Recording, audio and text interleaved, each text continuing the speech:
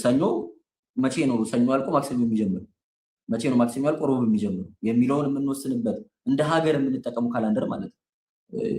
ያለ ሃይማኖት ልዩነት ኢትዮጵያውያን ከሆነ እንደ ሀገር የምንጠቀምበት ካላንደር ሬጉላር መደበኛ ካላንደር ይባላል።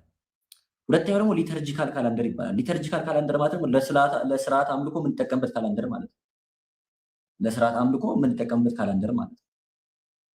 ይሄ ደግሞ ጸሎት የምናደርግበት፣ ማህሌት የምንቆምበት፣ ቅዳሴ የምንቀድስበት የመሳሰለው ማለት ነው። ለምሳሌ ውዳሴ ማርያም ስንጸልይ ዛሬ ቀኑ ሐሙስ ነው አይደል?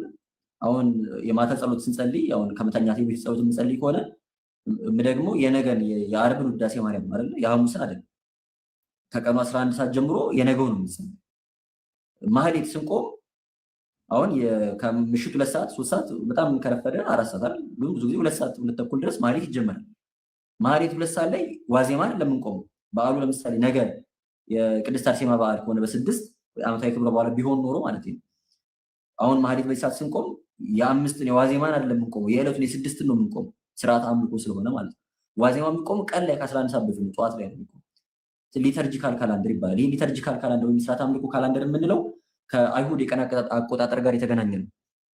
አይሁድ ቀናቸውን የሚቀይሩት ቀን ላይ ማታ 12 ሰዓት ማታ 12 ሰዓት ላይ ሰኞ ለምሳሌ ዛሬ ሐሙስ አይደለም፣ ልክ ከምሽቱ 12 ሰዓት ሲል ዓርብ ይሆናል። በቃ 12 ሰዓት ላይ ከምሽቱ 12 ሰዓት ላይ ቀን የሚቀየረው የማን የአይሁድ። የአውሮፓውያን ግሪጎሪያን ካላንደር የምንለው ቀን የሚቀየረው በእኛ እኩለ ሌሊት 6 ሰዓት ላይ፣ እኛ እኩለ ሌሊት 6 ሰዓት ሲሆን እነሱ ጋር ስንት ነው? 12 አይደለም የሚሆነው። ልክ እኛ ጋር 7 ሰዓት ሲሆን እነሱ ጋር 1 ይሆናል። 1 ብሎ ቀናቸውን ይጀምራሉ ማለት ነው። ስለዚህ ዛሬ ሐሙስ ነው። ልክ አሁን 6 ሰዓት ሲሆን ከሌሊቱ 6 ሰዓት በእኛ እነሱ ጋር ከ12 ሰዓት ይሆናል። ከሌሊቱ 12 ሰዓት ይሆናል። አዲስ ቀን ጀምሮ ዓርብን ጀምሩ ማለት ነው። እቺን የፈረንጆቹን አቆጣጠር ይዘን እኛ እስከ 6 ሰዓት ይቻላል አይቻልም የሚል ክርክር ውስጥ ምን ነው። የኛ ሬጉላር ካላንደር የኢትዮጵያ ሬጉላር ካላንደር የሚባለው ግን ጠዋት 12 ሰዓት ነው ቀን የሚቀየር። 24 ሰዓት የሚሞላው ጠዋት 12 ሰዓት ነው። ከዛ 1 ብለን ቀኑን የምንጀምረው ልክ ፀሐይ ስትወጣ ቀኑን ይጀምራል ማለት ከቀኑ ከፀሐይ መውጣት ጋር ቀኑም ይጀምራል ማለት ነው። ልክ ጠዋት 12 ሰዓት ላይ ያኛው ልክ 11 ሰዓት ከ59 ሲል ሐሙስ ያልቅና ልክ 12 ሰዓት 00 ልክ 12 ሰዓት 01 ሲል ዓርብ ይጀምራል ማለት ነው። ልደታችሁን የምታከብሩ ከሆነ ልደታችሁ ነገ የካቲት 6 ከሆነ ነገ የካቲት 6 ከሆነ ልደታችሁ የሚከበረው ልደታችሁ የሚጀምረው ጠዋት 12 ሰዓት ነው። ዓርብ ዕለት ለሊት 6 ሰዓት ላይ ሃፒ በርዝዴይ ብሎ ከላከላችሁ ልደታችሁ ቀን አይደለም የተላከላችሁ ማለት ነው። ፈረንጆቹ ኒው ይር ሲያከብሩ አዲስ ዓመት ሲያከብሩ 6 ሰዓት ነው ርችት የሚተኩሱት እና እቺን ይዘን ቀናችን 6 ሰዓት የሚቀየር ይመስላል። አይታችሁ ግን እኛ ሀገር መድፍ የሚተኩሱት ጠዋት 12 ሰዓት፣ ምክንያቱም ቀናችን የሚቀየር ጠዋት 12 ሰዓት ሲሆን ሃፒ ኒው ይር አዲስ ዓመት ሲሆን ማለት ነው። ሃፒ ኒው ይር ሲባል ፖይንቴ ምንድነው? ለስርዓት አምልኮ የምንጠቀመው ካላንደር እና ለቀን አቆጣጠር የምንጠቀመው ካላንደር ይለያያል። ጾምን የምንጠቀመው በስርዓት አምልኮ ካላንደር ሳይሆን በቀን አቆጣጠሩ ካላንደር ነው። ለምሳሌ ዛሬ ሐሙስ ነው አይደለ? ዓርብ አልገባም። ለሊት 6 ሰዓትም ዓርብ አይደለም። ከለሊት 6 ሰዓት ምናምን በኋላ ምግብ የማንበላው 18 ሰዓት ስለምንጾም ነው እንጂ ዓርብ ስለገባ አይደለም። ለጸሎት ሲሆን ለስርዓት አምልኮ ሲሆን የዓርብን ስርዓት አምልኮ እንፈጽማለን ሐሙስ ዕለት። ዓርብ ነው ቀኑ ብለን መቁጠር የምንጀምረው ግን ጠዋት 12 ሰዓት ነው። ግን ጾም ስንጾም ከምሽቱ 3 ሰዓት በኋላ አንበላም ነው። ከምሽቱ 3 ሰዓት በኋላ የማንበላው ዓርብ ስለገባ ሳይሆን 18 ሰዓት መጾም ስላለብን 18 ሰዓት እንዲሞላ 3 ሰዓት እንጀምራለን። ታዲያ ቁም ነገሩ 18 ሰዓት ከሆነ እኔ ቀደም አድርጌ ጾሜን ከምሽቱ 1 ሰዓት ጀምሬ ቀን 6 ሰዓት በበላስ ዋናው ቁም ነገሩ 18 ሰዓት መሙላቱ ነው ወይ የምንል ከሆነ ቁም ነገሩ 18 ሰዓት መሙላቱ ብቻ አይደለም። አሁን ለስርዓት ለመቆረብ ሲሆን አሁን ለምሳሌ ቅዳሜና እሑድ የምንቆርብ ከሆነ ቀን 7 ሰዓት 8 ሰዓት በኋላ ምግብ አንበላም አይደለ? ዳዝም ማተራል ወይ ደግሞ ቅዳሴው ከሰዓት ከሆነ ምናምን ብለን ነው የምንወስነው ሰዓቱ 18 ሰዓት መሙላቱ ብቻ ስለምንቆጥር ማለት ነው። ለስርዓተ ጾም ሲሆን ግን ቁም ነገሩ 18 ሰዓት መሙላቱ ብቻ ሳይሆን ማታ 3 ሰዓት መጀመሩ። ይሄንን ደግሞ ፍትሐ ነገሥት ትርጓሜያችን ላይ ከምን ጋር ያገናኘዋል? ከጌታችን መከራ ጋር ያገናኛል። ሁላችንም እንደምናውቀው ጌታችን መድኃኒታችን ኢየሱስ ክርስቶስ ሐሙስ ዕለት ማታ 3 ሰዓት ነው በአይሁድ እጅ የገባው የታሰረው የተያዘው ማለት ነው። ሐሙስ ማታ 3 ሰዓት ጀምሮ ነፍሱን ከስጋው በፈቃዱ እስከለየበት እስከ 9 ሰዓት ድረስ እህል አልቀመሰም፣ ውሃ አልጠጣም። ውሃ ሲጠማ ቆምጣጤ ነው የጠጡት። በጣም እየተሰቃየ አፉ ምርር አፋችን እስኪመረር የምንጾመው ጌታችን አፉ ምርር እስኪለው እየጾመ ቆምጣጤ እየጠጣ መከራ ስለተቀበለ ልክ አሁን ስጋው ደግሞ ስንቀበል አፋችን እስኪመረን ድረስ ተርበን የምንቀበልበት ምክንያት ያን የጌታችንን መከራ እንድናስብ የቆምክበት መስዋዕት የምትቀበለው ስጋ የምትቀበለው ደም ከንቱ እንዳይመስል እንደው ቅዳሴ 2 ሰዓት ብቻ አስቀድሰ ስለቆረብክ ቀላል ነገር ተራ ነገር እንዳይመስል ክርስቶስ አፉን እስኪመረው ጾሙ ተርቦ ተገርፎ ሆምጣጤ ጠጥቶ ስቃይ አይቶ የሾህ አክሊል ደፍቶ የቆረሰልህን ስጋ ያፈሰሰልህን ደም ነው እየወሰድክ ያለው። ቀላል ነገር አይደለም። የተከፈለልህን ዋጋ አስበው። የሞተልህን አምላክ አስበው። እንዳትዘነጋው የተከፈለልህን ዋጋ። አንተ በኃጢአት በበደል ሰውነትን ስታረክሰው ክርስቶስ የዛን ቀን መስቀል ላይ ዓርብ ላይ የተቀበለውን መከራ እያቃለልክ ነው። የዛን ቀን ከደፋው የሾህ አክሊል በላይ ዛሬ አንተ የምትደፋበት የኃጢአት የክደት ሾህ ይወጋዋል። ያንን ማሰብ እንድንችል እስኪደክመን ድረስ እስኪመረን ድረስ ጾምን እንቆም። ቁርባን ብንቀበልም ባንቀበልም ግን ጾማችን ሚኒመም ትንሽ የሚባለው ሰዓት 18 ሰዓት። ስለዚህ ጌታችን ከ3 ሰዓት ጀምሮ እስከ 9 ሰዓት መከራ መቀበሉን አስበን ማታ 3 ሰዓት እንጀምራለን እስከ ጠዋት 3 ሰዓት ድረስ 12 ሰዓት ይሆናል አይደለ? ከዛ 6 ሰዓት ስንጨምርበት ስንት ይሆናል? 18 ሰዓት ይሆናል። 9 ሰዓት ላይ ቅዳሴያችንን ጨርሰን እንፈስካለን ማለት ነው። ይሄ መደበኛው ስርዓት ነው። አብይ ጾም ላይ ግን ዘወረደ ላይ የምንጾምበት ሰዓት ከቅድስት እስከ ሆሳና የምንጾምበት ሰዓት ከዛ ደግሞ ህማማት ላይ የምንጾምባቸው ሰዓቶች ይለያያሉ። እንደ ሁኔታ ቼክ ማድረግ ይኖርብኛል ሚስሊድ እንዳላረጋችሁ። ግን ዘወረደ ላይ እስከ 11 ሰዓት፣ ሌሎቹ ሳምንታት እስከ 9 ሰዓት፣ ከዛ በኋላ ህማማትን ደግሞ እስከ ምሽቱ 1 ሰዓት እንድንጾም ነው ስርዓቱ የሚያዝ። ያው በእርግጥ ፍትሐ ነገሥቱ ላይ ሞር ስትሪክት ነው። ግን አሁን ምዕመናን አንጾምም እያሉ እየበሉ ምናምን ስላስቸገሩ ቅዳሴ ጀምረናል አይደለ? አሁን አብይ ጾም ውስጥ ሁሉም ቀን ይቀደሳል። ድሮ ስርዓቱ እንደዛ ነበር። አብይ ጾም በሰንበት እንጂ ሳምንቱ ሙሉ አይቀደስም ነበር። ምዕመናን እየበሉ ሲያስቸግሩ ቢያንስ ቅዳሴ እንኳን እስኪቀደስ 18 ሰዓት እንኳን እስኪሞላ ይጠብቁና ከዛ በኋላ ይበላሉ ተብሎ በቅዳሴ ምክንያት እንድንቆይ ተብሎ ቅዳሴ በየቀኑ መቀደስ የተጀመረ። ቅዳሴ አስቀድሰን ያው አፋችን መፍታታችን ስለማይቀር መቅበሳችን ስለማይቀር ማለት ነው። እና መጽሐፉን ቼክ እናደርጋለን። ኤኒዌይስ ግን ፖይንት ምንድን ነው? ከምሽቱ 3 ሰዓት ጀምረን እሑድ ዕለት ማታ 3 ሰዓት ጀምረን እህል አንበላ ጾሙ ኦፊሻሊ ይገባል ማለት ነው። አንድ ጊዜ የሆነ ሰው ቤት ሄጄ የቅበላ ቀን ማታ ነውና እያወራን እየጫወትን በቃ ራት ተበልቶ ደስ ብሎ ምናምን ያመሸ ነው። ልክ 5 ሰዓት ከ55 ከ54 ምናምን ሲል 5 ጉዳይ ምናምን ለ6 ሲል የሆነች ጮች ወይኔ ምናምን ነገር ምን ነው ሲባል ረስቼው እንቁላል ሳልበላ ጾም ሊገባ ነው 6 ሰዓት ሊሆንብኝ ነው አለች። ርቧት አይደለም ምግብ አሰኝቷት አይደለም፣ ግን እንቁላል ሳልበላ እንዴት ጾም ይገባል? በቃ የምፈልገውን ስጋ በልቻለሁ ተጠጥቻለሁ ምናምን፣ ግን እንዴት እንቁላል ሳልበላ ብላ ማለት ነው። እና የስስታምነት የሆዳምነት ሜንታሊቲ ነው። እግዚአብሔር አምላክ ከዚህ ይሰውረን። እንደዚህ አይነት ጠባይ ካለብን የግድ ሁሉንም ነገር መብላት የለብንም። ምግብ አልተከለከልንም እኮ አይደለ? ሰው መብላት እየቻለ አይ ብሎ እምቢ ሲል፣ መጠጣት እየቻለ በእጁ ላይ ያለ አይ ብሎ እምቢ ሲል ራስን መግዛትን እየተማረ ራሱን ሲገዛ ደግሞ ኃጢአትንም እምቢ ማለት ይችላል አይደል? አይ ይቅርብኝ ማለት ይችላል ማለት አሰብ ገብቷችኋል አይደል? ትልቅ የጾም ዓላማው ክርስቶስ እንዲህ ሰዓት ይዞ 9 ሰዓት ሞላ ወይስ አልሞላም በላች አልበላ አይደለም የሚቆጣጠረው። በነገራችን ቁም ነገሩ እሱ አይደለም። እግዚአብሔር አምላክ የሚፈልገው እዚህ ውስጥ ያለውን ነገር ልባችሁ ውስጥ ያለውን ነገር እና የሚፈልገው ልባችሁ ውስጥ ያለውን ፍቅር ነው። ልባችሁ ውስጥ ያለውን መሻት ነው። በቃ ራሳችን ለመግዛት ያለንን ፍላጎት፣ ራሳችን ለመግዛት ያለንን ፍቅር፣ ተነሳሽነት ነው የሚመለከት። መብላት እየቻልን ምግብን እምቢ ስንል፣ መጠጣት እየቻልን መጠጥን እምቢ ስንል ራስን መግዛትን እየተማረ ልክ ኃጢአት መስራት ኦፖርቹኒቲ ኖሮን አይ እግዚአብሔር አይወድም ብለን እምቢ ማለትን እንድንችል ማለት ነው። ስጋችንን ጎስመን አድክመን ኃጢአት የመስራት ፍላጎቱን ግድል ለማድረግ ነው፣ ፈቃደ ስጋን ለማሸነፍ ነው። ስለዚህ የሆነ እንደጎደለባችሁ አታስቡ። ስትጾሙ እንደጎደለባችሁ አታስቡ። የሆነ ነገር እያጣችሁ እንደሆነ አታስቡ። የሆነ በደል እየደረሰባችሁ የሆነ ቶሎ ጾሙ ሳይመጣ አካክሳችሁ በልታችሁ ትልቅ ጾሙ ካለፈ በኋላ እንደገና የምታካክሷለን ያመለጠኝን ቀን ምናምን ነገር ብለን አይደለም። እንደዛ አይደለም። አሁን አንዳንድ ሰው ስለ በዓለ 50 እንደዛ ነው የሚያስብ አይደል? 50 ምናምን ቀን ከጾሙ በኋላ 50 ምናምን ቀን ስንበላ የሆነ በጾም ያመለጠንን ጊዜ ለማካካስ የሚመስለው ሰው አለ አይደለም? እንደዛ አይደለም። በዓለ 50 የሚከበረው ስለ ትንሣኤ ክብር ነው። በነገራችሁ ላይ ትንሣኤ የክርስትና መሰረት ነው። ዋና ቁም ነገር የክርስትና መሰረት ትንሣኤ ነው። ጌታችን ካልተነሳ ክርስትና የሚባል ነገር የለም። ቅዱስ ጳውሎስ ምን ብሏል? ክርስቶስ ባይነሳ ኖሮማ የእኛም ስብከታችን ከንቱ ናት፣ የእናንተም ሃይማኖታችሁ ከንቱ ናት። ጌታችን ካልተነሳ ክርስቲያን የምንሆንበት ምንም ምክንያት የለም። ዛሬ ተነስቶ የሆነ ሰው ክርስቶስ እንዳልተነሳ 100% ቢያሳምንን ማለት ነው ክርስቲያን የምንሆንበት ምንም ምክንያት የለም። ትንሣኤ ነው የእምነታችን መሰረቱ፣ ትንሣኤ ነው በቃ። ምክንያቱም ጌታችን መነሳቱ እኛም እንደምንነሳ እኛ መነሳታችንም ወደ እግዚአብሔር መንግስት እንደምንገባ ዋስትና ስለሆነ ማለት ነው። ትንሣኤ ትልቅ በዓል ስለሆነ በዓሉ ሳይመጣ 2 ወር ተዘጋጅተን ጾመን ጸልየን እንጠብቀዋለን። በዓሉ ከመጣ በኋላ ደግሞ 50ውን ቀን ልክ እንደ ትንሣኤ ልክ እንደ እሁዷ እንደ ትንሣኤ ቀን አድርገን በደስታ በሐሴት እናከብረዋለን። ስለ በዓሉ ክብር እንጂ ለመበቀል አይደለም። በዓለ ሃምሳን የምናከብረው ማለት ነው። ቅበላንም የምንመገበው ለመበቀል አይደለም፣ ይልቁንም ለመዘጋጀት ብቻ ነው። ይህን ማወቅ ያስፈልጋል። ስለዚህ ከማታ ጀምረን እንጾማለን። ይሄ የታወቀ ነው። አሁን ሰዓቴን ለመጠቀም በጾም ውስጥ እንደው ብናደርጋቸው ብዬ የማስባቸውን ምግባሮች ልንገራቸው። አሁን ብዙዎቻችን አንድ አይነት ተመሳሳይ የሆኑ ችግሮች ስላሉብን ማለት ነው አልፋታ ያለን የሚያታግለን ኃጢአት አለ።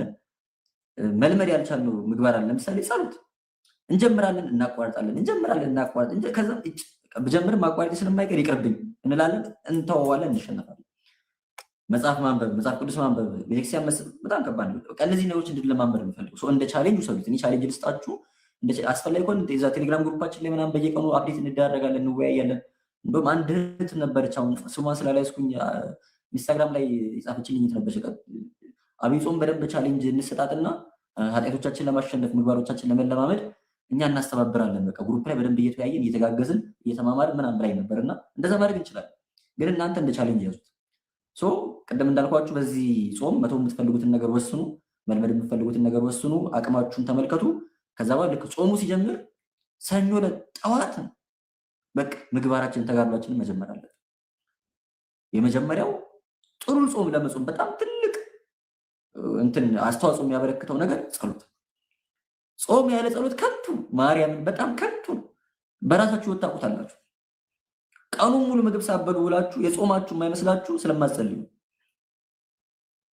ጸሎት የሌለበት ጾምና ጸሎት ጸልየን ወይ ቅዳሴ አስቀድሰን የምንጾመው ጾም በጭራሽ አይገናኝም። እስከ 9 ሰዓት ጾመን ቅዳሴ አስቀድሰን ጸበል ጠጥተን ስንውልና ቀኑን ሙሉ ምንም ሳንጸልይ እስከ 11 ሰዓት ብንጾም ስሜቱ ይገናኛል? በእውነት አይገናኝም። ጸሎት ከሌለበት ኪሳራ ነው። ብዙዎቻችን ጾማችን የሆነ የምንፈልገው አይነት ፍሬ ሊያፈራልን ያልቻለው ይሄንን ሚስ ስላደረግን ነው። ጸሎት ስለሌለን ማለት ነው፣ ስለማንጸልይ። ስለዚህ የመጀመሪያው ቻሌንጅ ጸሎት ነው። ኢዳዝናት ማተር የምትጸልዩ ጸሎት አይነት ማተር አያደርግ። ትንሽ የምትጸልዩ በጣም ብዙ የመጸለይ አቅም ያላችሁ ሁላችሁም በአቅማችሁ መጸለያችሁንና ብትችሉ ደግሞ የምትችሉት ላይ እያደረጋችሁ ያላችሁ ጸሎት ልምምድ ላይ ትንሽ ትንሽ መጨመርን ከሞከራችሁ በቂ ነው። አንድ አባታችሁን የሚጸልየው 150 ዳዊት የሚጸልየው እኩል እየተጋደለ ነው። ኢዳዝናት ማተር ለእግዚአብሔር ማተር አያደርግም። እግዚአብሔር አምላክ የሚፈልገው እኛ ልባችን ውስጥ ያለውን ፍቅር ነው። በፊቱ ለመጸለይ እሱን ለማምለክ የምንቆመውን ቁመት ነው እንጂ ጌታ የሚፈልገው ስንት ሰዓት ቆሟል ምናምን ስንት ጸሎት ጸልይ አይልም። በእውነት አይልም። እኔ ምን አይልም። ትልቁ ቁም ነገር የምር ለመጸለይ መፈለጋችን። እዚህ ላይ በጣም አጽንኦት ሰጥቼ ከ30 ልነግራችሁ የምፈልገው ነገር ብዙዎቻችን እንዳንጸልይ እንቅፋት የሚሆንብን ነገር አይ ዶንት ፊል ላይክ ኢት ማለት ነው። የመጸለይ ፍላጎት የለኝም። አሁን ለመጸለይ ስነሳ ሀሳቡ ግን አይደክመኛል። ጸሎት ላይ ቆሜ ሀሳቤ ብትን ይላል ምናምን። እንደዚህ አይነት የውሸት ጸሎት ከምጸልይ ባልጸልይ ይሻለኛል ነው ብዙዎቻችን የምንለው። አይሻልም። ጭራሽ ካለመጸለይ የውሸት መጸለይ ነው የሚሻለው። ብንችል እኮ የእውነት ነው የምንጸልይ፣ ግን ጭራሽ ካለመጸለይ የውሸት መጸለይ ነው የሚሻለው። እንደውም አንድ ጊዜ የእንታ አባ ገብረ ኪዳን ሲያስተምሩ ሀሳቡ ሳይበተን አንድ ሰው ምንም ሀሳቡ ሳይበተን በቃ ክትት ብሎ ክርስቶስን ብቻ መስቀሉን ብቻ እያሰበ ለመጸለይ ከ10 የቅድስና ደረጃዎች ቢያንስ 4ኛው ላይ መድረስ አለበታል። 10 የቅድስና ደረጃዎች አሉ፣ ሁላችንም እንደምናውቀው። ቢያንስ 4ኛው ላይ መድረስ አለበት፣ ሀሳቡ ምንም ነገር ሳይበተን መጸለይ እንዲችል ማለት ነው። ስንተኛው የቅድስና ደረጃ ላይ እንዳላችሁ አላውቅም። እንደኔ ግን ገና 0 ላይ ከሆነ ያላችሁት ካለመጸለይ የውሸት መጸለይ ይሻላል። የውሸት መጸለይ ይሻላል። ሁሌ የሚነገር ስለሆነ ነው መደጋገም ማስጠልቶ ነው እንጂ ጥሩ ምሳሌዎች አሉ ሁሌ የሚነገሩ። ለምሳሌ አይነ ስውርን እባብ አይነድፈውም ይባላል። ታውቃላችሁ? አይነ ስውራን መንገድ ሲሄዱ በበትር እየተመሩ ነው የሚሄዱት አይደለም? አይናቸው አይ በትር ይዘዋል። በትሩን ከፊት ለፊታቸው አድርገው መሬቱን እየደቀደቁ ከፊታቸው እንቅፋት እንዳይኖር ጉድጓድ እንዳይኖር እያዩ ነው የሚሄዱት። እባብ አይነድፋቸውም። ለምን? እባቡ አይነ ስውር ነው ወይስ አይደለም የሚለውን ነገር አያውቅም። የሚያውቀው ዱላ እንደያዘ ነው። ፊት ለፊቱ ዱላ ቃቃ እያለ ሲመጣ ይሄ ሰውዬ እኔን ሊመታኝ ነው አናቴን ሊቀጠቅጠኝ ነው ብሎ ስለሚያስብ ይሸሻል እንጂ ሊናደፍ ሊዋጋ አይመጣም። እባብ እኮ ዲያብሎስ ነው። የክርስቶስን ስም ስንጠራ ስም እግዚአብሔርን ጠርተን ስንጸልይ የጸሎት መጽሐፍትን ስናነብ ከአፋችን የሚወጣው እኮ እሳት ነው። እንደዛ ያለው አባ ጊዮርጊስ ዘጋስጫ ክርስቲያኖች ስንጸልይ አለ ክርስቲያኖች ስንጸልይ ከአፋችን የእሳት ፍላጻ እየወጣ ዲያብሎስን አይኑ ይነድፈዋል። ስለዚህ ይሸሻል። ያንተን መድከም ያንተን መሰልቸት ምናምን ብቻ አይደለም፣ ከአንደበት የሚወጣውን ቃልም ደግሞ ዲያብሎስ ይሰማል። ለዛን አባቶቻችን ዝም ብሎ በልብ ከመጸለይ በቃል መጽሐፍትን ስናነብ ድምጻችን እያሰማን ብናነብ ጥሩ ነው ምናምን ይላሉ። ግን ያው በልባችን የምንጸልይ እግዚአብሔር አምላክ መስማቱ አይቀርም። አለው ይሰማችኋል? ይሰማችኋል? ድምፄ ወይ ኔትወርክ ተቋርጧል ወይስ አላችሁ? ብቻዬን እያወራሁ እንደው አዎ ጥሩ ይሰማል። የማይሰማችሁ ሰዎች ካላችሁ ፕሮባብሊ ኔትወርኩ ከእናንተ ሊሆን ስለሚችል ቼክ አድርጉት። እኔ ጋር በደንብ እየሰራ ስለሆነ ማለት ነው። እግዚአብሔር ይስጥልኝ። ስለዚህ ከኛ አንደበት የሚወጣው ጸሎት እኛ ባንሰማው ጠላታችን ዲያብሎስ ይሰማል። ጠላታችን ዲያብሎስ ይሰማል። ስለዚህ ተስፋ ሳንቆርጥ ሳንሰላጅ የሆነ ኧረ እኔ ምንም ለውጥ እያመጡ አይደለም በቃ ምንም እየጠቀም ሳንል ይሄ ዲሲፕሊን የሚባል ነገር አለ አይደለ? ተግተን እንጸልይ። እግዚአብሔር አምላክ ትጋታችንን ተመልክቶ ጸጋን ላለው ይጨመርለታል የሚለው መጽሐፍ ቅዱስ ክርስቲያን ምንም ሳንጸልይ በቃ ጸሎት አልችልም ብለን ቤታችን ተቀምጠን እግዚአብሔር አምላክ መጸለይ የምንችልበትን ትልቅ ጸጋ በአንድ አይሰጠን። የሚጨመረው ላለው ሰው ምንም ለሌለው ሰው ምን ይጨመራል? ትንሽ የውሸት ስንጸልይ እግዚአብሔር አምላክ የእውነት መጸለይ የምንችልበትን ጸጋ እየጨመረልን ሄደ። ያን ጊዜ የሆነ ቀን ላይ እኛ ሳናውቅ ጸሎተኞች ሆነን ጸሎታችን የሚሰማልን በጸሎታችን ኃይል ማድረግ የምንችል ሰዎች እንሆናለን። ወደ እግዚአብሔር ጮኸን ወደ እግዚአብሔር ለምነን መሰማት መደመጥ የምንችል ሰዎች እንሆናለን። እንደዛ ለመሆን ግን በጥቂቱ መጀመር አለብን ማለት ነው። ሀሳቤ ግልጽ እንደሆነ በጣም ተስፋ አደርጋለሁ። ስለዚህ ጠዋት ተነስታችሁ አብይ ጾም አንዱን ቀን ሚስ ሳላደርግ ጸልያለሁ ብላችሁ ለራሳችሁ ቃል አይታችሁ ከሆነ ማለት ማታ ጸልያለሁ ብላችሁ ለራሳችሁ ቃል ትገባላችሁ አይደል? በቃ ልተኛ ስል ጸልያለሁ ትሉና ስልካችሁ ላይ ስክሮል ማለት ትጀምራላችሁ። ከዛ ልክ ጸሎታችሁ ሳይደርስ ቆይ 5 ደቂቃ ቆይ 10 ደቂቃ ይባልና ሰዓቱ ይደርሳል። ሲብጉ በጣም መሻውን ጠዋት መነሳት ያክተኛል። አሁን ለጸሎት ከቆምኩኝ ሰዓት ረፍዷል፣ ጠዋት መነሳት አልችልም፣ በቃ ነገ ጸልያለሁ ብለን ስልካችን አለ። ለጸሎት ሲሆን ጊዜ የለንም። አያችሁ፣ ሰበብ ነው የምንፈልገው። እንደዛ አይነት ችግር ካለባችሁ እኔ በጣም እንደዛ ስለሚቸገር ማለት ነው የጸሎት ሰዓት ወስኑ። የግድ ስተኙ መሆን የለበትም ጸሎታችሁ። በቃ ማታ 4 ሰዓት ጸልያለሁ፣ ማታ 3 ሰዓት ጸልያለሁ በሉና ምንም እየሰራችሁ እያጠናችሁ ሊሆን ይችላል፣ ቤት ውስጥ ስራ እየሰራችሁ ሊሆን ይችላል፣ የሆነ ቁም ነገር እየጻፋችሁ ብቻ የሆነ ነገር እየሰራችሁ ሊሆን ይችላል። ምንም እየሰራችሁ ልክ አላርማችሁ ሲጮህ የጸሎት ሰዓት ደረሰ ብሉና ስራችሁ ፖዝ አድርጋችሁ አቁማችሁ ሄዳችሁ ጸልያችሁ ጨርሳችሁ ተመልሳችሁ እና ስራችሁ ቀጥሉ። ስራዬን ጨርሼ አንደኛ የስተኛ ጸልያለሁ የምትሉ እኮ ትሰንፋላችሁ። እንደኔ እኮ ናችሁ ማለት ነው። ያው ቲፕ ነው፣ ግዴታ ምናምን አይደለም። ይሄ እንደ ቲፕ ነው፣ እንደ ፍንጭ ነው እየነገርኳችሁ ያለው። የጸሎት ሰዓት ወስናችሁ በተወሰነ ሰዓት መጸለይ ይሻላል። በቃ መጨረሻ ላይ ሲስተኛ ምናምን ከምትሉ ማለት ነው። ጠዋትም እንደዛው ልክ እንደተነሳችሁ ታጥባችሁ የመጀመሪያ ስራችሁ ጸሎት ነው። ጠዋት ሲሆን ስራ የምትሄዱ ከሆነ ትምህርት የምትሄዱ እና የመሳሰለው የሚሆን ከሆነ አስማች አስ ፖሲብል በጣም ረጅም ጸሎት ለመጸለይ አቅማችሁ የማይፈቅድ ከሆነ አጫጭር ጸሎቶችን መጸለይ መልመዱ። እንዳሲ ማለት ማክሲሙም 15 ደቂቃ በእውነት 15 ደቂቃ ከቻላችሁ ደግሞ ሞት ትጨምራላችሁ ማለት ነው። የጸሎትን ሀሳብ ለመቋጨት ያክል ማለት ነው። እኔ በግሌ ብትጸልዩ ብዬ መክራለሁ። አሁን በአብይ ጾም ብትጸልዩ ብዬ መክራችሁ ጸሎቶች ማለት ነው እለት የማይቋረጠው ውዳሴ ማለት ነው። የክርስቲያን ጸሎት ስለሆነ መቼ መቋረጥ የለበት ማለት ነው። ከዛን አቅማችሁ ከፈቀደ መዝሙረ ዳዊት ልክ እንደ ውዳሴ ማለት 150 መዝሙር በ7 ቀን ተከፋፍሎ አለ። የ7 ቀን ልክ የሰኞ የማክሰኞ ዳዊት የሮብ ዳዊት እየተባለ ማለት ነው። ሰኞ ከ1 እስከ 30፣ ማክሰኞ ከ31 እስከ 60፣ ሮብ ከ61 እስከ 80፣ ሐሙስ ከ81 እስከ 110 ነው 110። ከዛን ዓርብ ከ111 እስከ 130፣ ቅዳሜ ከ130 እስከ 150፣ እሁድ መኃልየ ነቢያት የነቢያት መዝሙር ይዘመራል። እነዛም ማድረግ ትችላላችሁ። ያም ማድረግ ግን አቅም ይፈልጋል። አሁን በጣም ሞቲቬት ሆናችሁ ስሜታዊ ሆናችሁ ምናምን ጀምራችሁት የማትቀጥሉት ነገር እንዳይሆን አቅም ይፈልጋል። እሱም ማድረግ እስክትችሉ ድረስ ማለት ነው። በዚህ አብይ ጾም ሙሉ መዝሙረ ዳዊትን 150ውን መዝሙረ ዳዊት ሁለቴ ብናደርስ አይበቃም? ሁለት ጊዜ ማለት 150 ሁለት ጊዜ ብናደርስ ሁለት ጊዜ ለማድረስ በቀን 5 ዳዊት መጸለይ ብቻ ይበቃል። 150 አይደለ? በ30 ቀን 150 ይሞላል። 5 በየቀኑ ብንጸልይ 5 ጠዋት ከቻላችሁ ከውዳሴ ማርያም በኋላ ሰኞ የመጀመሪያ ቀን ከ1 እስከ 5፣ ማክሰኞ ከ6 እስከ 10 እያላችሁ 5 በየቀኑ 5 ብቻ ማለት ነው። ጠዋት ካቀማችሁ በላይ ከሆነ ከከበዳችሁ ማታ አድርጉት። እግዚአብሔር አምላክ ለምን ማታ ጸልይ ተበልቶ አይጸልይም አይልም። ተበልቶ የማይጸልየው ቅዳሴ ብቻ። ከቻላችሁ መዝሙረ ዳዊት የሚደገመው ጠዋት ሲሆን ጠዋት ድገሙ። ጠዋት ካቀማችሁ በላይ ከሆነ ግን ማታ አድርጉት። ስለዚህ በቀን 5 መዝሙር በጣም አቅማችሁ ካልቻለ፣ ከዛ በጣም ካልቻላችሁ ደግሞ 3 በጣም ካልቻላችሁ 2 ብቻ የዳዊትን መዝሙር ሳትደግሙ አትቅሩ ነው ብትጸልዩ ብዬ የምመክረው። ስለዚህ ጠዋት ውዳሴ ማርያም ብትደግሙ፣ አባቶቻችን ሰላም ለኪ ድገሙ ይላሉ። ድገሙ ሲባል ሊትራሊ ድገሙ። አንዴ ሰላም ለኪ በሉ ሳይሆን 2 3 4 ድገሙ እንዳቅሙ 7 ጊዜ 12 ጊዜ እያላችሁ ማለት ነው። እሱን መጸለይ ብትለምዱ፣ ማታ ማታ ጊዜ ስለሚፈልግ ውዳሴ አምላክ ብትጸልዩ ከተነሳ ልብ ነፍሳችን ወደ ክርስቶስ መቃተት እንድትችል ክርስቶስ እንድትናፍቀው የሚያደርግ ማለት ነው። ውዳሴ አምላክ ልክ እንደ ውዳሴ ማርያም የ7 ቀን አለ። መዝገበ ጸሎት ላይ ሁሉ አለ። ሁሉ መዝገበ ጸሎት ላይ አለ። ውዳሴ አምላክ የዕለት መጸለይ ብትችሉ በቃ ማርያም ከቻላችሁ ከዛ ቅዳሴ ታስቀድሱ። የዕለቱን ቅዳሴ በቃ ቅዳሴ ማርያም እንኳን ቅዳሴ ማርያም ጸልያችሁ፣ ቅዳሴ ጊዜ ከሆነ ቅዳሴ ጊዜ ጸልያችሁ እና ማለት ነው። በጣም አቅም ያላችሁ ምናምን ከሆናችሁ ደግሞ የሌሊት ጸሎት። እኔ በህይወቴ ብዬ እነግራችኋለሁ የሌሊት ጸሎት እንደሚሰማ የሚሰማ ነገር የለም። እኔ አልችልም፣ ሌሊት ተነስቶ መጸለይ አልችልም። በህይወቴ ሌሊት ተነስቼ የጸለይኳቸው ጸሎቶች ሁሉ ግን ተሰምቶልኝ፣ እንደዛም ሆኖ ግን አሁን ተነስቶ መጸለይ አልችልም። ሌሊት ውድቅት ላይ 9 ሰዓት ላይ ተነስታችሁ የምትጸልዩቸው ጸሎቶች የምር የሚሰሙ ናቸው። ማልቀስ የማይችል ሰው የሚያለቅሰው ሌሊት ተነስቶ ይጸልይ ነው። ብሶትም ስላለበት ሊሆን ይችላል ከእንቅልፉ ስለተነሳ። የሌሊት ጸሎት በጣም ኢፌክቲቭ የሆነ ጸሎት ከእግዚአብሔር ጋር ሀሳብን ሰብስቦ ሳይዘናጉ ምናምን ለመጸለይ በጣም ይመቻል። አንደኛ ተኝታችኋል፣ አርፋችኋል። ሁለተኛ ደግሞ ዙሪያችሁን ክትት ያለ ነው። ሀሳብን ለመሰብሰብ በጣም ይመቻል።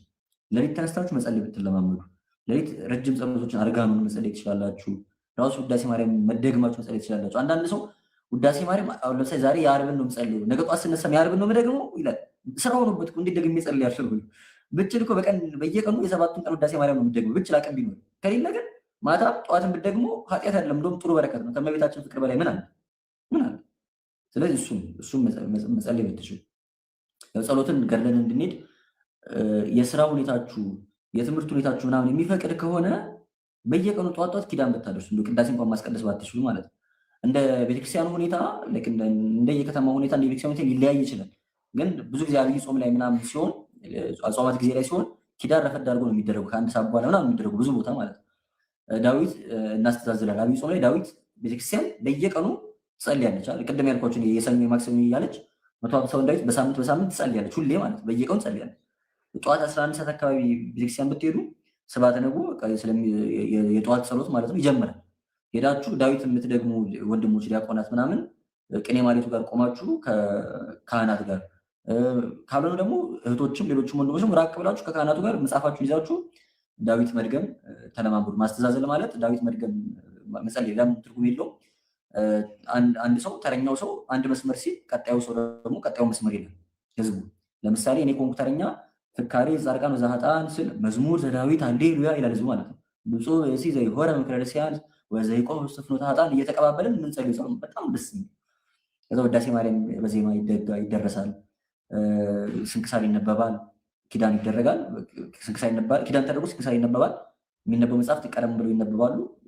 በጣም ፉል ሙሉ የሆነውን ጸሎት ገድላችሁ መምጣት ትችላላችሁ።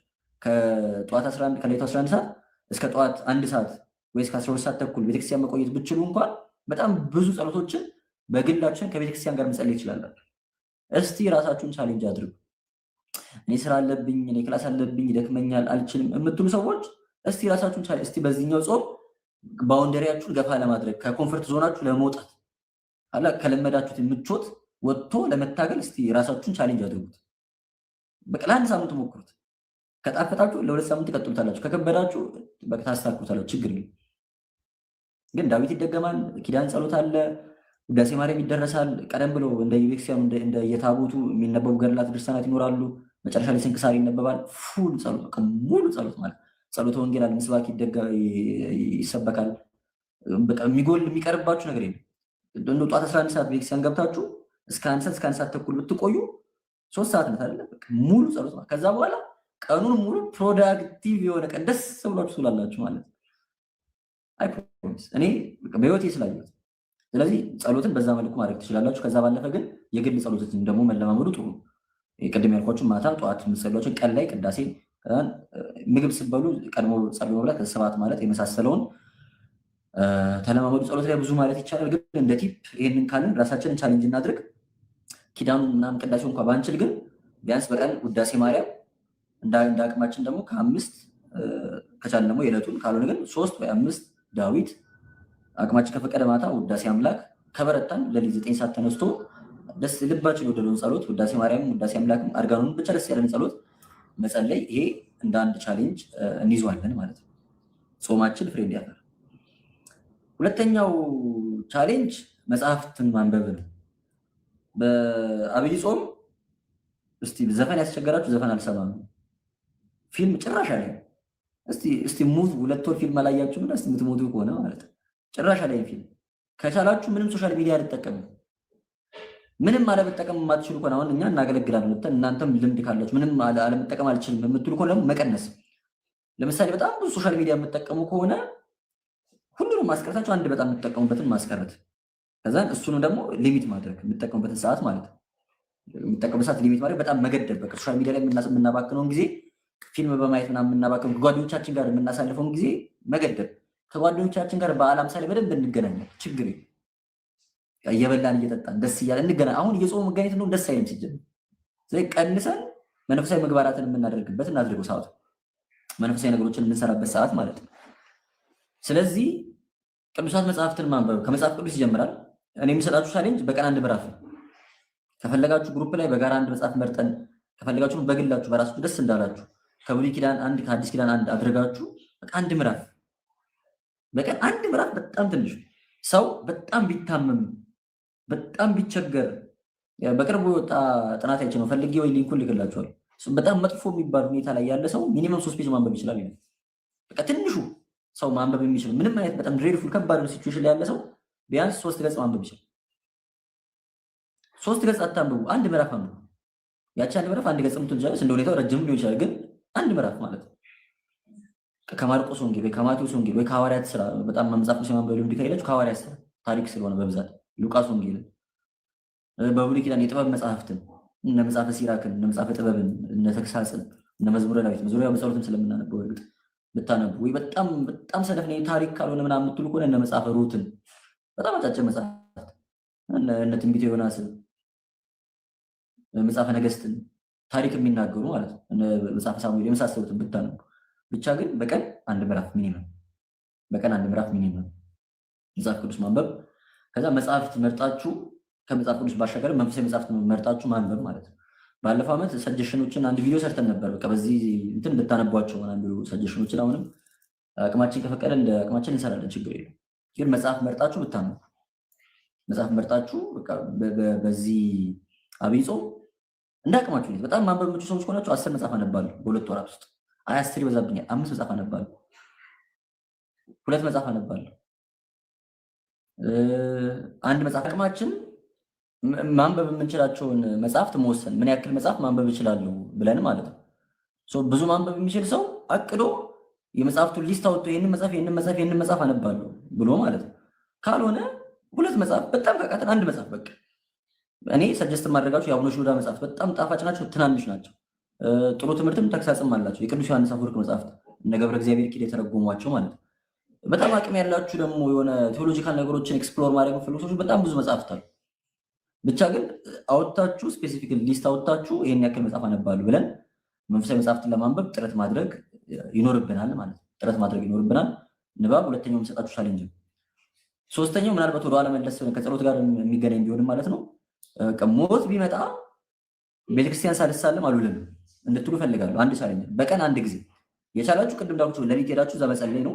እሱ እንኳን ቢከብዳችሁ ጠዋት ስራ ወይ ክላስ ከመሄዳችሁ በፊት ወይ ደግሞ ማታ ከስራው ከክላስ ስትመለሱ ለ20 ደቂቃ ለ30 ደቂቃ የሚሆን ብቻ ግን ቤተክርስቲያን ሄጄ 1 ሰላም ለኪ 1 ውዳሴ ማርያም ደግሜ እመጣለሁ። ቤተክርስቲያን ደጅ ሳልሳለም የምውልበት ቀን አይኖርም። በእነዚህ 55 ቀናት ውስጥ መጨረሻ ላይ እግዚአብሔር ከረዳ ለትንሣኤ እንጠያየቃለን። ምን ያክል ቀን ሚስ አደረጋችሁ ቤተክርስቲያን ምናምን ብለን ማለት ነው። ቤተክርስቲያን ሳልሳለም የማልውልባችሁ ቀን ብለን አሉልም ብለን ቤተክርስቲያን መሳለምን እንደ አንድ ቻሌንጅ እንይዛለን ማለት ነው። ሌላኛው ከጸሎት ጋር የተገናኘ ቻሌንጅ ቅዳሴ ነው። ከሰኞ እስከ ዓርብ ባለው በስራ ቀን ማስቀደስ የሚችል ሰው በቃ ያስቀድስ። ያንን ማድረግ እንኳን ባንችል ግን ቢያንስ በሰንበት 8 ሳምንታት አሉ፣ 8ቱን ሳምንታት ቅዳሴ አይመልጠኝም ብለን ቀድመን መጨረሳለን። እሑድ ቅዳሴ ስላችሁ የጠዋት 2 ሰዓት ተኩል ላይ ተነስታችሁ ወይ ቁርባን ላይ እግዚኦ ከተባለ በኋላ ጸበል ለመጠጣት የምትሄዱትን አይደለም። እሑድ ቅዳሴው ሳይጀመር ሄዳችሁ ኪዳን አድርሳችሁ አስቀድሳችሁ እንድትውሉ ማለት በሌሊት ተነስታችሁ ያለችኝ የረፍት ቀን እሑድ ብቻ ናት፣ እቺን ቀን ተኝቼ አይሆንም። ፍቅር ማለት ይሄ አይደለ ታዲያ? ፍቅር ማለት እኮ ይሄ ነው። በቃ እግዚአብሔር በጣም ስለምንወደው ለክርስቶስ ያለን ፍቅር በጣም ከባድ ስለሆነ ያለችንን ብቸኛ ቀን ሰውተን የረፍት ቀናችንን ሰውተን መጠን በአምልኮት እግዚአብሔር እናሳልፈዋለን። በቃ ፍቅር ማለት እኮ ይሄ ነው። ሲመቸውም ሁሉም ሰው ያደርጋል። ኮንቪኒየንስ ሲሆንም ሁሉም ሰው ያደርጋል። ራሳችን አስቸግረን ከራሳችን ኮምፕሮማይዝ አድርገን እንድናደርግ ነው የኛ ጥያቄ። ደግሞ እሑድ የኛ ቀን አይደለም፣ የእግዚአብሔር ቀን። ሰንበት የኛ ቀን አይደለም፣ የእግዚአብሔር ቀን። ስለደከመኝ ብለን ስራ ተኝተን አናረግም። ስራ አንቀርም፣ ተነስተን እንሄዳለን። እሑድ በሳምንት አንድ ቀን ሚኒመም ከቻልን ግን ቅዳሜን እሑድንም ሌሎቹም ቀናት እየጨመርን በሳምንት አንድ ቀን ግን ማስቀደስ ግዴታ ነው። የስምንት ቅዳሴ ሆነ። የምጠይቃችሁ ስንት ቀን ቤተክርስቲያን ሄዳችኋል? በሳምንት ውስጥ ባሉት 8 ሳምንታት ስንት ሳምንት አስቀድሳችኋል? የትኛው ቀን አመለጣችሁ? ስንት መጽሐፍ አንብባችኋል? እነዚህ በቁጥር የሆነ መለካት የሚችሉ ስለሆኑ አንቸገርም፣ ለመጠየቅ ይመቻል ማለት ነው። ከዛን ዕለት ዕለት ቅድም ያላችሁ ጸሎቶች መጸለይ ማለት ነው። ከዛን ሌላኛው በጣም ብንለምደው የምፈልገው እንደ ቻሌንጅ በጎ ምጽዋትን መለማመድ። ምጽዋትን ያው ሁላችንም የተቸገርን እውነት ነው። ከኔ በላይ ምጽዋት የሚያስፈልገው ችጋር የለም እንላለን፣ ሁላችንም የታወቀ ነው። ግን እንለማመድ ግድ ይላል። ቁርሳችንን በቃ አሁን ቁርስ ስንት አንድ ሰው ቁርስ ቢበላ ስንት ብር ያወጣል አይደል? ግን እሱን ካልኩሌት ማድረግ እንኳን ቢከብዳችሁ ቢያንስ ለቁርስ ዳቦ ብገዙ እንኳን 10 ብር 20 ብር ማለት ነው። በቃ ያችን 10 ብር 20 ብር ምን ታደርጋላችሁ? ዘርዝራችሁ 5 ብር አድርጋችሁ ለ4 ሰው ወይ ደግሞ 10 ብር ለ2 ሰው በቃ። ግን በየቀኑ ስራዬ ብላችሁ ዘርዝራችሁ አድራችሁ መጣችሁ በየቀኑ በቃ ስታዩት አንጀታችሁን ለበላችሁ ሰው በቃ 10 ብር 5 ብር መስጠት መለማመድ ማለት ነው። it becomes part of your life ህይወታችሁ አካል ይሆናል። ከሆነ ጊዜ በኋላ ቅር ይላችኋል ሳሰጡ ስቀሩ አለመራራታችሁ። እናንተ ለተቸገሩ በራራችሁ ቁጥር እነዚህ ተለማምዳ አሁን ስራዬ ብላችሁ ተለማምዳችሁ ነው ርራይ ባይሰማችሁም የሆነ ፍላጎት ቅር እያላችሁ ምናምን ቢሆንም አሁን ግን ለመልመድ ብላችሁ የግድ እየሰጣችሁ ከሆነ ጊዜ በኋላ ግን ይዋሃዳችሁን አለመራራት አትችሉም። እናንተ ለሰው ለደከመው ሰው ምሕረት ስታደርጉ ስትራሩ ደግሞ የሰማይ አባታችሁ ለእናንተ ይራራል፣ ለእናንተ ምሕረት ያደርጋል ማለት። እኛ ለሰዎች ባሳየነው ፍቅር ልክ ከሱም በሚበልጥ በእጥፍ እግዚአብሔር አምላክ ለእኛ ይራራል፣ ለእኛ ምሕረት ያደርጋል። ስለዚህ ምጽዋትን እንለማመድ፣ ለሰዎች በጎ ነገር ማድረግን፣ መልካም ነገሮች፣ ሰዎችን ችላ ለማለትን፣ ለሰዎች መራራትን መለማመድ የምንችለው ነገር፣ በጣም መለማመድ የምንችለው ነገር በቀላሉ ማለት ነው።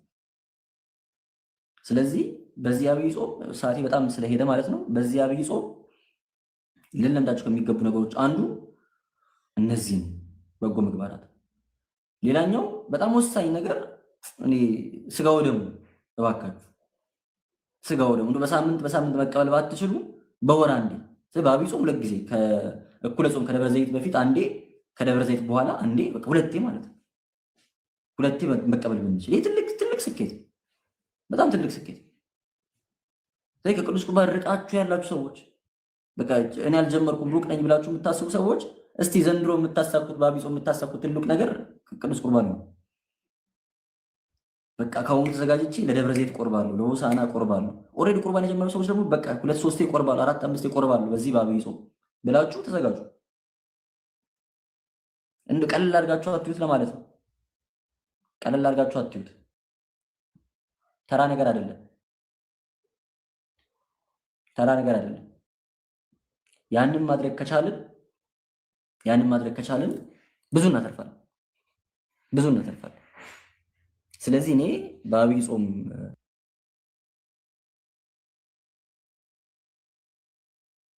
እዚህ ናቸው።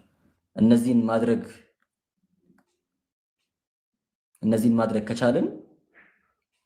ከቻልን እግዚአብሔር የሚወደው እኛም የምንጠቀምበት አክቹዋሊም ደግሞ ፍሬ የምናፈራበት የምንባረክበት ጾም መጾም እንችላለን የሚል እምነት አለ። የኔ ሐሳብ ይሄ ነው። ካወራሁት ነገር የሆነች ሁሉ ነገር እንደያዛችሁ ተስፋ አደርጋለሁ። እግዚአብሔር ረድቶ እንደምትጠቅመንበት ፍሬ የምናፈራበት እንዲያደርግልን የእግዚአብሔር አምላካችን ቅዱስ ፈቃዱ ይሁንልን።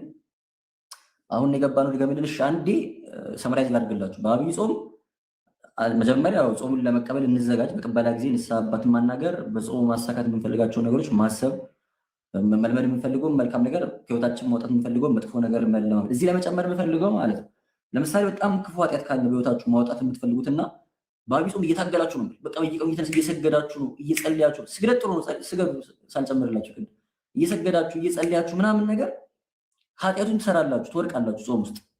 በቃ ትሽ ብላችሁ አትተውት ትግሉ። ዛሬ ወደቃችሁ አይደለ? የኔና የእናንተ ትግል ዛሬ ማሸነፍ፣ ዛሬ ማሸነፍ። በቃ ሙሉ አብይ ጾም ውስጥ ኃጢአት አትስሩ ማለት አንችልም። በቃ ደካሞች ነን፣ እንታገላለን። ዛሬ ከወደቅን ነገ ጠዋት ተነስተን ልክ እንዳልወደቀ ሰው ንስሐ አባታችን ስናገኝ ንስሐ እንገባለን። በነገራችን ግን ልክ እንዳልወደቀ ሰው ጸሎታችንን፣ ጾማችን፣ ትግላችን መጀመር አለብን እንጂ ኃጢአት ሰርቻለሁ በቃ አንዴ ከፎረሽኩ አይቀርም በቃ ንስሐ ስገባ ድረስ ኃጢአቱን እየሰራሁ ልቀጥል እንዳትሉ። ልክ እንዳልወደቀ ሰው ታገሉ። ይሄ መልእክቴ። ስለዚህ መተው የምትፈልጉትን ኃጢአት፣ መልመድ የምትፈልጉትን በጎ ምግባር ቀድማችሁ አዘጋጁ። ጾም ከመግባቱ በፊት ጾም ሲገባ የጸሎት ህይወታችን አስተካክሉ። በየቀኑ የምትጸልዩትን ጸሎት፣ ውዳሴ ማርያም፣ ዳዊት ምናምን አዘጋጁ። መጽሐፍት አንብቡ። መጽሐፍ ቅዱስ በቀን 1 ምዕራፍ፣ ሌሎች ደግሞ መጽሐፍትን የምታነቧቸው መጽሐፍት አንብቡ። ቤተክርስቲያን በቀን 1 ጊዜ ተሳለሙ። በሳምንት 1 ሚኒመም ቅዳሴ አስቀድሱ። ሌላ ምንድን ነው ያለው? ቢያንስ በአብይ ጾም 2 ጊዜ ስጋ ወደሙ እንቀበል። እንዳቅማችሁ ሁኔታ ማለት ከቻልን ከዛ በላይ እንቀበል። በቃ ሌላ ያነሳነው ሀሳብ ያለ አይመስለኝ። እነዚህን ነገሮች ዘርዝራችሁ ማስታወሻ ላይ ይዛችሁ ቲክ እያደረጋችሁ ዛሬ ይሄን አድርጌያለሁ፣ ይሄን ፌል አድርጌያለሁ። ከዛን የሆነ ነገር አሁን ለምሳሌ ፌል ብታደርጉ፣ የሆነ ሚስቴክ ብትሰሩ፣ ብትወድቁ ምናምን ነገር የቱ ጋር ነው የወደቅኩት? ለምንድን ነው የወደቅኩት? ምን ተሳስቼ ነው?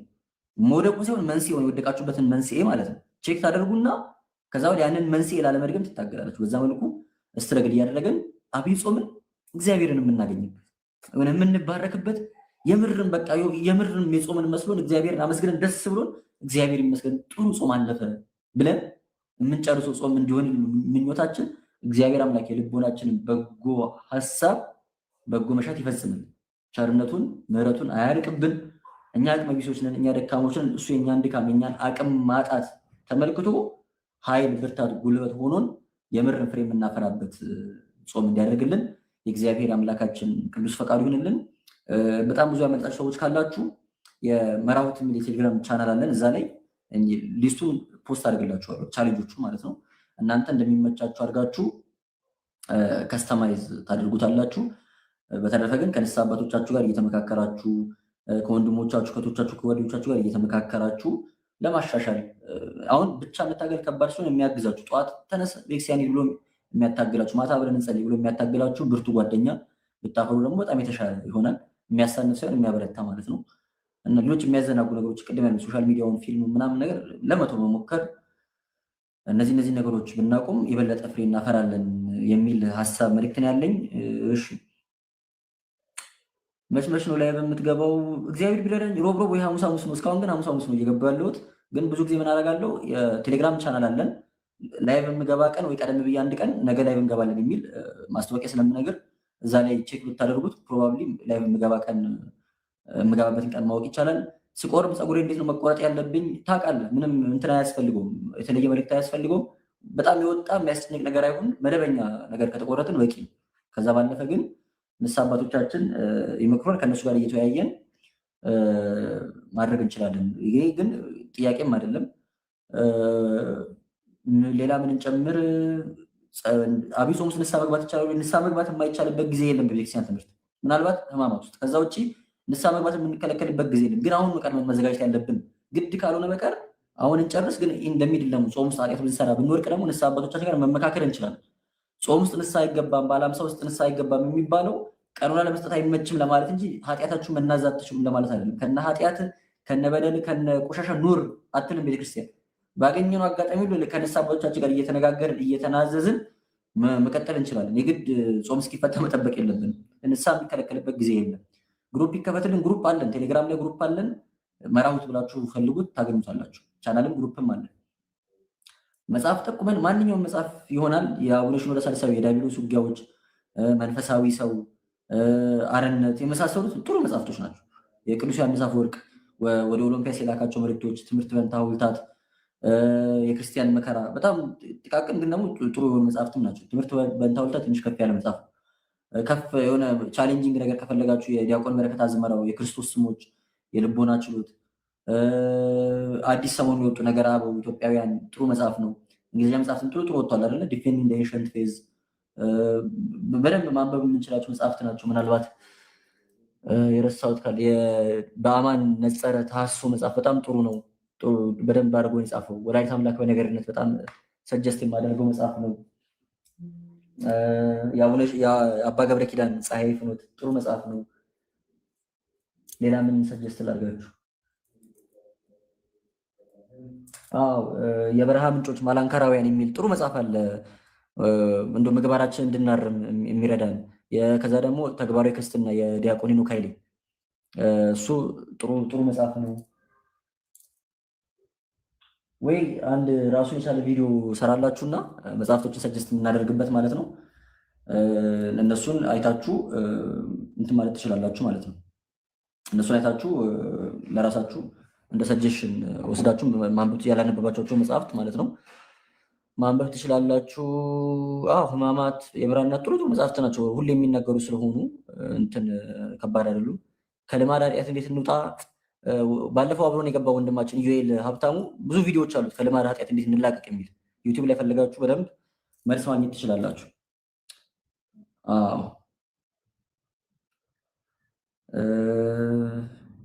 ኮመንት ላይ ጥሩ መጽሐፍቶች ሰጀስት እየተደረጉ ነው። መንፈሳዊ የሆነ መጽሐፍ ሁሉ አንብቡ። እኔ ሁሉንም ብታነቡ ችግር አቅማችሁ የፈቀደው መጽሐፍ ሁሉ ማለት ነው ምንም ችግር የለው። መጽሐፍትን አንብቡ። ዛሬ ከተወያየነው ጋር በተገናኘ ጥያቄዎች ካላችሁ አንሱና እንጨርስ። አምሽች በጣም አስመሽቻችኋለሁ። አንድ 13 ደቂቃ 10 ደቂቃ ፍለት ስለጀመረ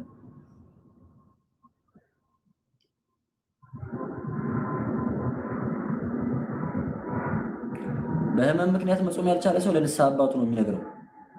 ስለታመምኩ መጾም አልቻልኩም ብሎ ያስረዳቸዋል። እሳቸው መፍትሄ ይፈልጋሉ። እኛ እዚህ ቁጭ ብለን እንደዚህ አድርጉ እንደዛ አታድርጉ ማለት አንችልም ማለት ነው።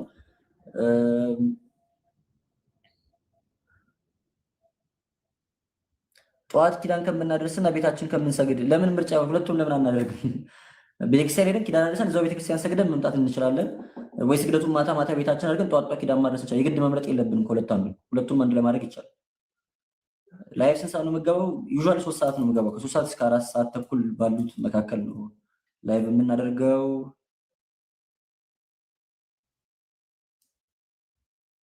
ዮሐንስ ወንጌል ማንበብ ጥሩ ነው። ዮሐንስ ወንጌል በራሱ ጸሎት ነው። በነገራችሁ ላይ አሁን እንደዚህ በዝሙት በፖርኖግራፊ ምናምን ለሚቸገሩ ሰዎች ከሚመከሩ ነገሮች አንዱ ዮሐንስ ወንጌል ማንበብ ነው። ንጽህና ለመጠበቅ ከሚያግዙ የመጽሐፍ ቅዱስ ክፍሎች አንዱ። እንደውም አባቶች ልክ እንደ ዳዊት የሰኞ የማክሰኞ ምናምን ብሎ ከፋፍሎታል። ግን እናንተ እሱን ተውትና 2 ምዕራፍ 3 ምዕራፍ እያደረጋችሁ ልክ እንደ ጸሎት መደጋገም ማለት ጥሩ ነው። ዮሐንስ ወንጌል ልክ እንደ ጸሎት መጽሐፍ ይዘጋጃል። ዮሐንስ ወንጌል በነገራችሁ ላይ ከመጽሐፍ ቅዱሳችን ባሻገር ለብቻው ልክ እንደ ዳዊት ይታተማል። ቅርብ ካለው ቆይ ልፈልግላችሁ።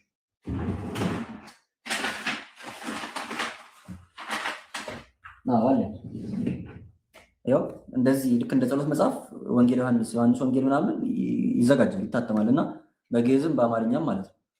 እንደዚህ አይነት መጽሐፍትን ገዝታችሁ ወይ ደግሞ መጽሐፍ ቅዱሳችሁ ላይ ዝም ብላችሁ የዕለት ዕለቱን ብታነቡ የሚጠቅሟችሁ መጽሐፍት ናቸው። ፍሬ ታፈሩበታላችሁ ብዬ አስባለሁ።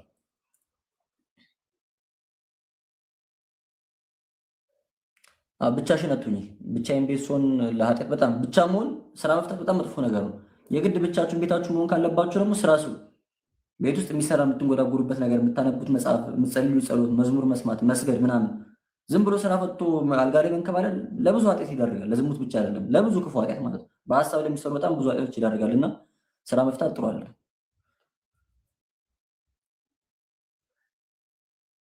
ሌላ የቀረ ምን አለ? 18 ሰዓት ጌታችን የተቀበለውን መከራ በማሰብ ነው የምንጾሙ። ከምሽቱ 3 ሰዓት እስከ ቀኑ 9 ሰዓት ድረስ ማለት ነው። እንደ ጾሙ ሁኔታ ጨምረን እንጾማለን፣ አንቀንስም ነው ያለው።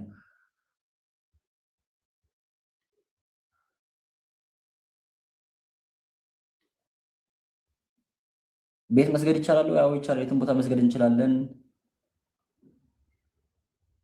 ላይፍ ትምህርት ካመለጠ እኔ ሪከርድ አላደረግም። ፕሮባብሊ ግን ሪከርድ አድርገው ፖስት የሚያደርጉ ሰዎች ይኖራሉ። እነሱ ጋር ታገኙታላችሁ።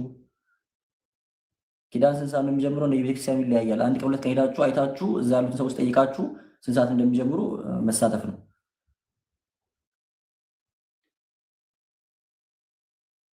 ቴሌግራም ግሩፕ አለን። ደጋግሜ ብያለሁ። መራሁት ብላችሁ ቴሌግራም ላይ ፈልጉን። ቻናልም ግሩፕም አለን።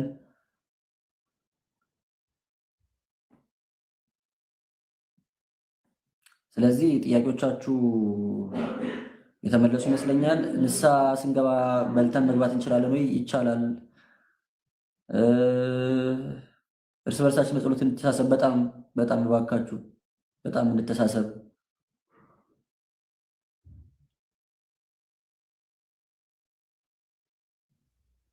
በቃ ስለነበረን ጊዜ ልዑል እግዚአብሔር አምላካችሁ ስሙ የተመሰገነ ይሁን።